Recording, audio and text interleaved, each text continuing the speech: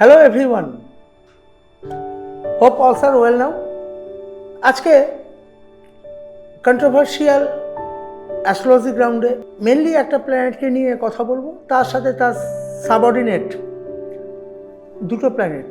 ওই দুটো প্ল্যানেটই হচ্ছে mysterious overall zodiac sign.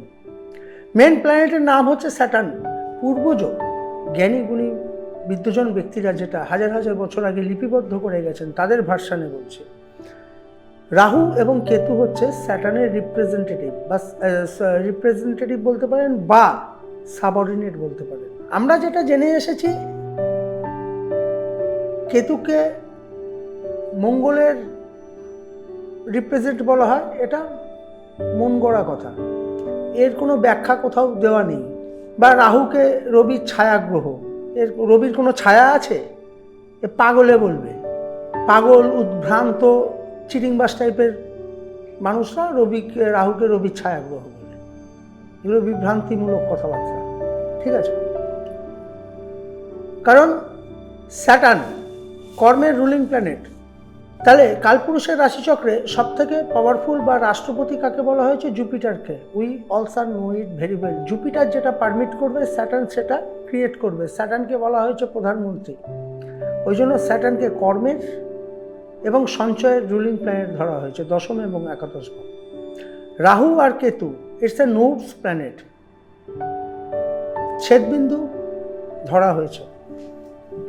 As per our Indian অ্যাস্ট্রোলজিতে রাহু কেতুকে গ্রহ বলা হয়েছে, ওয়েস্টার্ন অ্যাস্ট্রোলজিতে এদেরকে ছেদবিন্দু ধরা হয়েছে। তবে এই রাহু কেতুর গুরুত্ব অপরিসীম, কারণ প্রধানমন্ত্রী তো নিজে গিয়ে কিছু করবে না, উনি তদারকি করবেন, লাস্ট ডিসিশনটা নেবেন উনি। তাহলে সাবঅর্ডিনেট রাহু কেতু। তাহলে একটা জাতক বা জাতিকা তার জীবনে কি হবে কি হবে না, তার কন্ট্রোলার যেমন বৃহস্পতি মানে রাষ্ট্রপতি, কিন্তু প্র্যাকটিক্যাল ফিল্ডে মেন হচ্ছে স্যাটার্ন। স্যাটার্ন কাদেরকে দিয়ে কাজটা করাবে? রাহু এবং কেতুকে দিয়ে করাবে।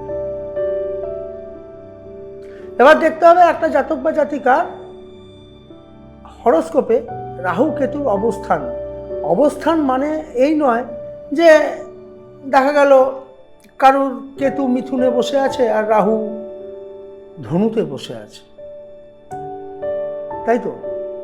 তাহলে 95% স্বঘোষিত অ্যাস্ট্রোলজাররা বলবে নিচস্থ রাহু, মানে তাদের ভাষায় রাহু একটু 1 মাইল নিচে নেমে এসছে আকাশ থেকে। আবার ওই রাহু যদি মিথুন রাশিতে ডিগ্রিগতভাবে থাকে বলবে উচ্চস্থ রাহু, মানে আরো 1 মাইল উপরে উঠে গেছে। এইসব আজগুবি গাল গল্প, তাই তো? রাহু দিশাহীন দিশারি, কত শব্দটা কেমন লাগলো না? দিশাহীন দিশারি। আবার রাহুকে বলা হয়েছে ঘটক, রাহুকে বলা হয়েছে ভোগী, ভোগের পরেই আসে ত্যাগ। দেখবেন যারা গৃহহীন সন্ন্যাসী তাদের মধ্যে রাহুর খুব শুভ যোগ আছে। রাহুর শুভ যোগ ছাড়া কেউ গৃহহীন সন্ন্যাসী হতে পারে না। স্পিরিচুয়ালের প্রাণপুরুষ বলা হয়েছে কেতুকে, তাই তো? কথায় আছে কেতু যাকে দেবে কখন কিভাবে দেবে কেউ জানে না। ভিখিরিকে কখন রাজা বানাবে আর রাজাকে কখন ভিখিরি বানাবে সেটা কেতুরই মহাত্ম। ঘটাবে কে? স্যাটার্ন। তাহলে আসুন প্রথমে স্যাটার্নের ভূমিকাটা জেনে নেই কালপুরুষের রাশিচক্রে। কালপুরুষের রাশিচক্রে 12টা ঘর। 12টা ঘরের মধ্যে কোন কোন ঘরগুলোকে কি কি বলা হয়েছে? মেষ, সিংহ, ধনু, তিনটেকে অগ্নিরাশি বলা হয়েছে। মেষ রাশিকে বলা হয়েছে অগ্নি চর, অগ্নিরাশি আবার চর রাশি। সিংহ রাশিকে বলা হয়েছে অগ্নিরাশি স্থির রাশি। ধনু রাশিকে বলা হয়েছে অগ্নিরাশি দ্ব্যর্থক রাশি। তাহলে শনি মেষ রাশিতে অবস্থানকালীন যে ফল দেবে সেই ফলটা নিশ্চয়ই সিংহ রাশিতে দেবে না। আবার সিংহ রাশিতে যে ফলটা দেবে সেই ফলটা নিশ্চয়ই ধনু রাশিতে দেবে না। অ্যানাদার স্বঘোষিত বিদ্বজনেরা বলছে শনি নাকি অগ্নি রাশিতে ইনঅ্যাক্টিভ থাকে, কিছুই ফল দেয় না। আবার শনিকে বলা হয়েছে নাকি শীতল গ্রহ। আমি তো কোথাও অ্যাস্ট্রোনমি স্টাডি করে কোথাও খুঁজে পাইনি যে শনি শীতল গ্রহ। বরং শনির মধ্যে যা টেম্পারামেন্ট আছে অনেক গ্রহের মধ্যে তা নেই।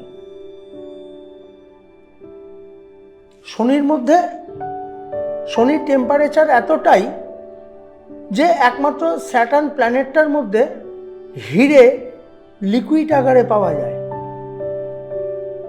তাই না? এটা যে কোনো অ্যাস্ট্রোনমাররাই জানে, এই স্বঘোষিত জ্যোতিষীরা এটা জানবে না, জানা সম্ভব না। কারণ স্যাটার্নকে ওই জন্য হীরের মুকুটের সাথে তুলনা করা হয়েছে, রাজ মুকুটের সাথে। কারণ শনির মধ্যে সমস্ত খনিজ পদার্থ খুঁজে পাওয়া যাচ্ছে। হ্যাঁ, ওর মধ্যে লোহার পরিমাণটা বেশি, আকরিক। তাহলে আমাদের মানবদেহে স্যাটার্নের অস্তিত্ব কোথায় কোথায় আছে?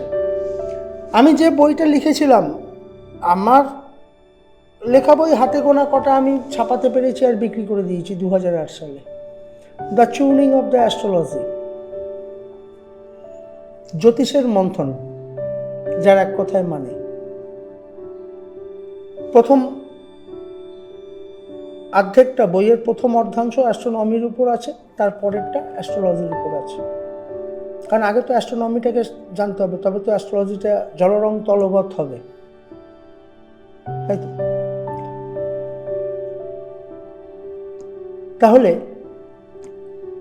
স্যাটার্নের মধ্যে আভ্যন্তরীণ, স্যাটার্ন তো একটা বায়বীয় রাশি, স্যাটার্ন অ্যাকচুয়ালি একটা বায়বীয় রাশি। আর মঙ্গল মেষ রাশি, অগ্নি রাশি, এবং চর মানে এবড়ো খেবড়ো পাহাড় পর্বত, উগ্রতা। তাহলে পাহাড়ের গায়ে তো হাওয়া ধাক্কা খেয়ে আবার ফিডব্যাক করে, ফ্লো অফ এয়ার স্মুথ হয় না, এটা আমরা সবাই জানি। We also know it very well. Every goods, everything is a good register. মানে যে কোনো বস্তু, এই একটা বস্তু, এটা এখানে আছে, এই হাওয়াটা এটাকে ভেদ করে যেতে পারছে না, অপোজ করে ব্যাক করছে। এটা যারা ইলেকট্রিক্যাল ইঞ্জিনিয়ারিং পড়ছে তারা খুব ভালো করে জানে। কারণ ইলেকট্রিক্যাল ইঞ্জিনিয়ারিং পড়তে প্রথম লাইনের প্রথম কোয়ারিজ, প্রথম question, what is current? I think ভার্গবের বইতে লেখা আছে, flow of electron is known as current. ইলেকট্রনটাকে ভাঙলে প্রোটন আর নিউট্রনটাকে পাওয়া যাচ্ছে। আবার নিউট্রনটাকেও যদি আপনি ভেঙে দেন, সেটা ওয়েভ, ইথার। তাহলে আমাদের পৃথিবী, মহাশূন্যে যত গ্রহগুলো আছে সবই একটা ওয়েভের মাধ্যমে আছে। আমরাও কিন্তু এই মানব দেহ, মানব শরীর ওয়েভের বাইরে নয়। এগুলোর গভীর বিশ্লেষণ বা ব্যাখ্যা আছে, আমি পরে আসবো। মানে সবে তো শুরু এখনো হয়নি, সবে তো জ্যোতিষের জয়ের দাড়িটা টানবার চেষ্টা করছি, কমপ্লিট হয়নি এখনো, পরে জ্যোতিষ বাকি আছে। তাহলে সেই জায়গা থেকে, তাহলে পাহাড়ে তো হাওয়া ধাক্কা খাবেই, সে স্মুথলি তার অ্যাক্টিভিটি দেখাতে পারে না। সেই জন্য মেষ রাশিতে স্যাটার্ন অবস্থান করলে সেই জাতক বা জাতিকার গতি, যে কর্মের গতি, বারংবার বাধাপ্রাপ্ত হয়, কিন্তু বারবার সে এগোতে থাকে। একটা টাইমের পর সে বারংবার পথ পরিবর্তন করতে করতে করতে করতে করতে করতে কোথাও তো কোথাও ফাঁক পাবে, সেই ফাঁক দিয়ে হাওয়াটা বেরিয়ে যায়।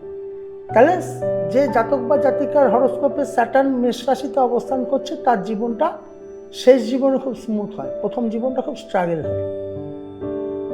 এটা সিম্পল।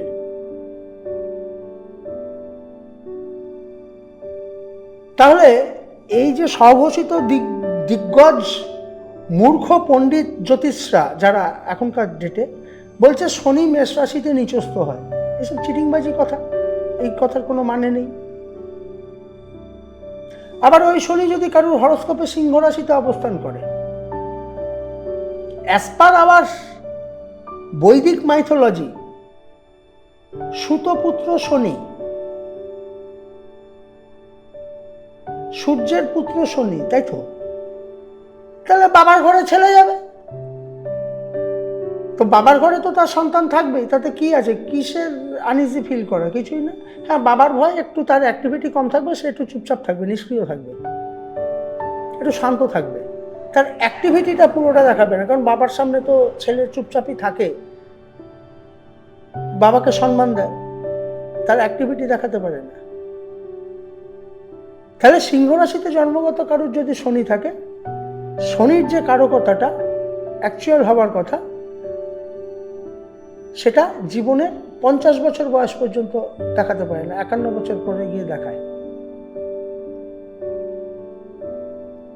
ওই জন্য কথায় আছে, যেসব জাতক জাতিকার হরোস্কোপে সিংহ রাশিতে শনি অবস্থান করছে, 51 বছর বয়সের পরে গিয়ে তারা জীবনে স্টেবল হয়।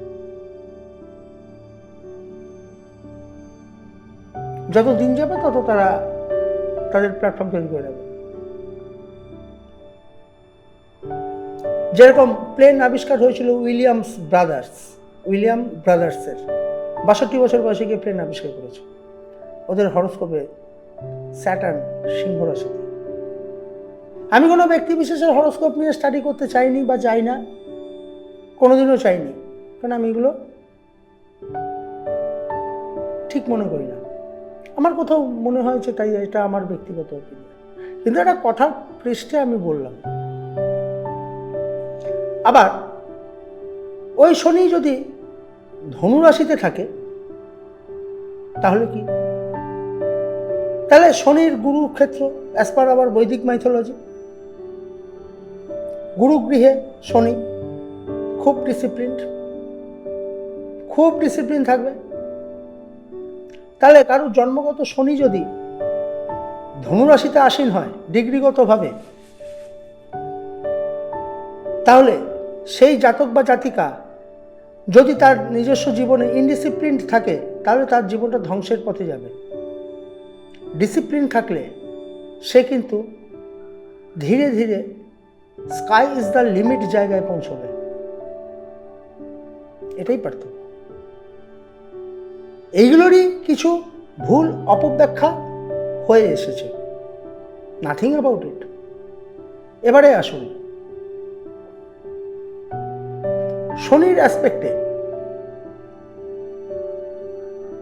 ইন জেনারেল ক্ষেত্রে দেখা গেছে ম্যাক্সিমাম তৃতীয় নবমে রাহু কেতুর অবস্থান থাকে, ম্যাক্সিমাম ক্ষেত্রে। কিছু কিছু এক্সেপশনাল ক্ষেত্রে, যেসব 20% হরোস্কোপের ক্ষেত্রে শনি রাহু একে অপরের দ্বিধাদশ হয় বা একই হাউসে অবস্থান করে, তাদের জীবনটা খুব ভয়ঙ্কর থেকে ভয়ঙ্করতম পরিণতির দিকে যায়। আত্মীয় পরিজনহীন, নিজেদের অস্তিত্ব বিপন্ন, সংকট বা চারদিক থেকে একটা নানান ক্রিমিনাল অ্যাক্টিভিটি, এই ঘটনাগুলো ঘটিয়ে দেয়।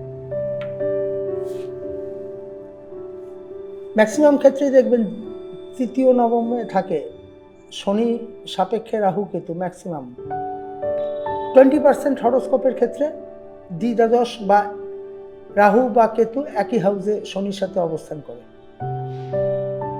20% ওভারঅল ওয়ার্ল্ডের হরোস্কোপের ক্ষেত্রে। এটা আমার একদম ব্যক্তিগত, আজ পর্যন্ত যত হরোস্কোপ দেখেছি সেটা তো বলতে পারবো না কত মানুষের এই 32 বছরে দেখেছি, আমার জানা নেই বা জানার চেষ্টা করিনি। কারণ সমুদ্রের তলদেশে গিয়ে কি নুড়ি পাথর গোনা যে সম্ভব খালি চোখে? তা আমি কি করে বলবো যে আমি কত ক্লায়েন্ট অ্যাটেন্ড করেছি অন চেম্বার, অনলাইন? আমি নিজে জানি না।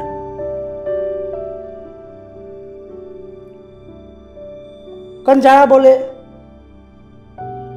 এই দেখেছি ওই দেখেছি, আমি জানি না কিভাবে বলে, আমার তো জানা নেই। কেন ওই একটাই উত্তর, সমুদ্রের তলদেশে কত নুড়ি পাথর আছে আমি কি করে বলবো? ঠিক তেমনি কত ক্লায়েন্ট আমি অ্যাটেন্ড করেছি আমার পক্ষে জানা সম্ভব, বলা সম্ভব না।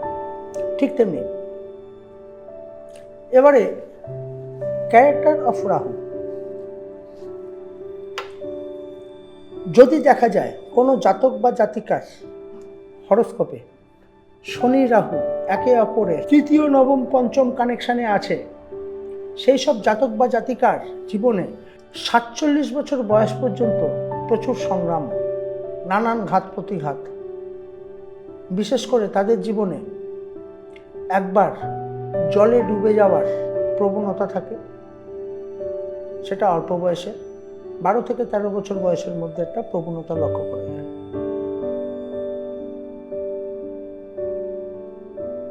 বা জল জাতীয় কোনো একটা বিপদ। নাম্বার 2, তাদের জীবনে প্রেম আসবে, স্টে করবে না।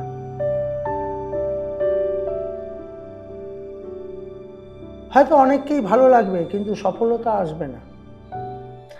আফটার ম্যারেজ কোনো একটা এক্সট্রা ম্যারিটাল অ্যাফেয়ার্সের কারণে কিছুদিনের জন্য তাদের জীবনে সাংসারিক মিসআন্ডারস্ট্যান্ডিং থাকবে।